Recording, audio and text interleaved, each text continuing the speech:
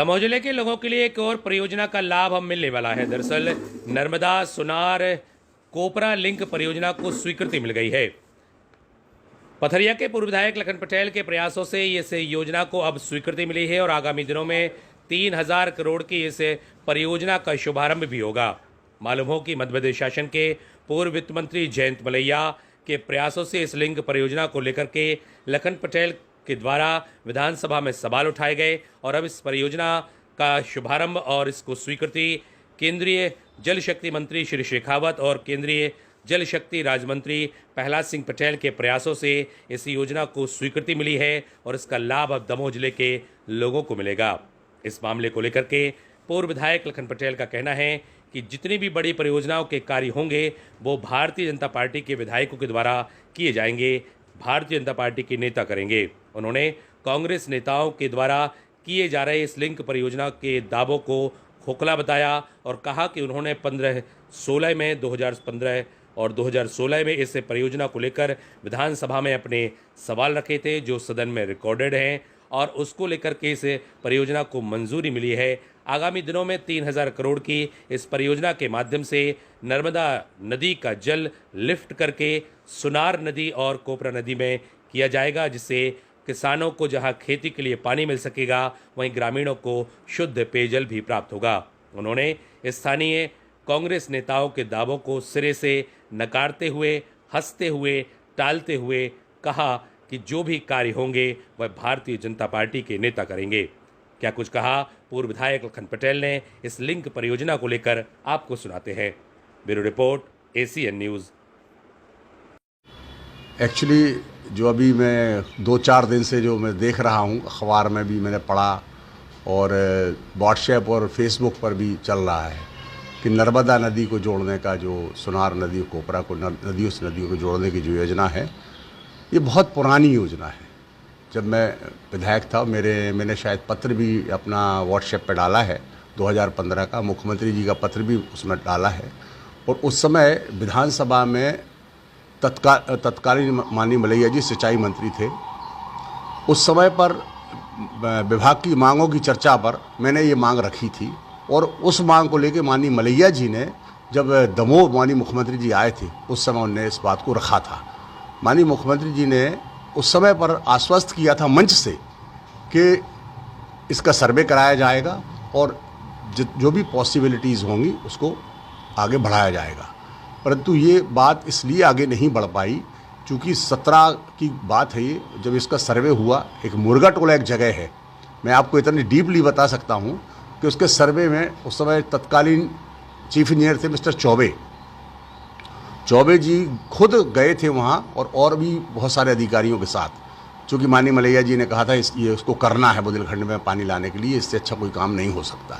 तो उस समय पर चौबे जी ने इसका कराया था। एक मुर्गा टोला एक जगह है जो सबसे पास नियरेस्ट है जो सुनार में पानी आ सकता है, वो है 37-38 किलोमीटर लगभग, जो एरियल सर्वे हुआ था 37 से 38 किलोमीटर है वो, और वहाँ से सबसे कम लागत में वो पानी आ सकता था।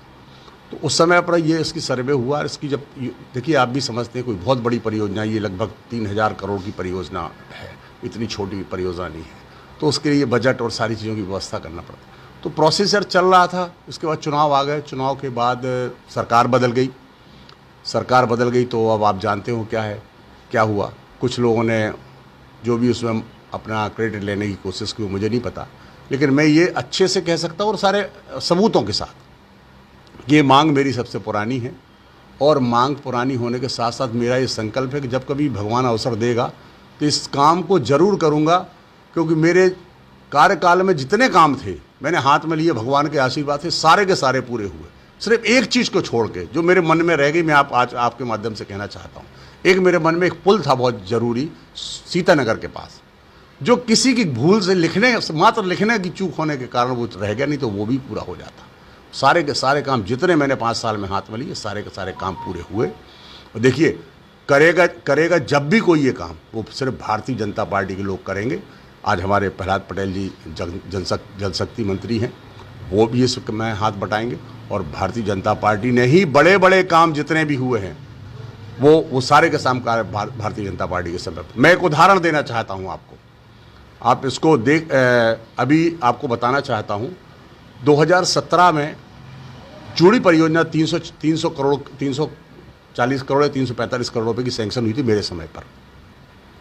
उसमें कुछ वन विभाग की आपत्तियां थी। माननीय सांसद जी ने, प्रहलाद पटेल जी ने उस समय प्रयास करके उसकी एनओसी प्राप्त की और उसका टेंडर लगा।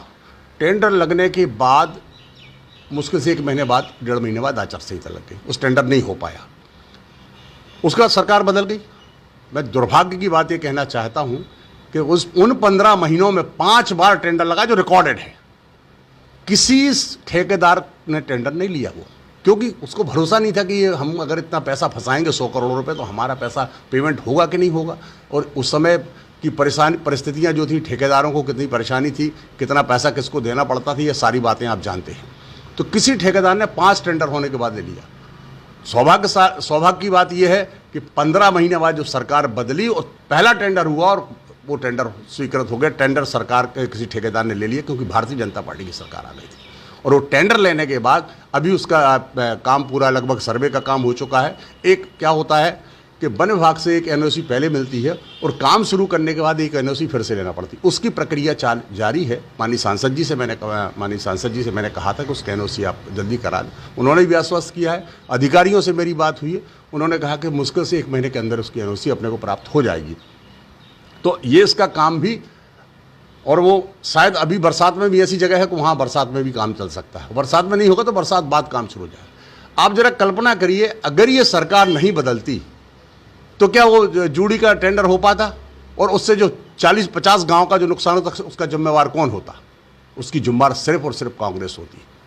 परंतु आप जानते हैं कि जैसी सरकार बनी उसके तुरंत बाद कोरोना शुरू हो गया, तो 2 साल तक कोरोना में ज़्यादा कुछ काम नहीं हो पाए। लेकिन भारतीय जनता पार्टी उस बीच में भी सारे के सारे काम, क्योंकि जन कल्याण के काम, और कोरोना इतना बड़ा विषय था कि आप सब जानते हैं उसको कितने अच्छे तरीके से माननीय शिवराज जी ने हैंडल किया।